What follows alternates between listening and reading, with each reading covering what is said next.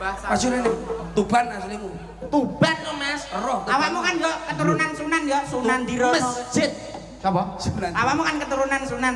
Sapa? Sunan Dirono. Kuwi bapake. Masjid aku ngerti sakmono gedene. Iki lho tambir masjid. Tamir. Takmir. Ora mungkin apa enek kowe dadi ngonoan. Wong kowe krungu. Bagiannya. Wong kowe krungu suarane adane kupingmu kobong Lah ya. panas kok.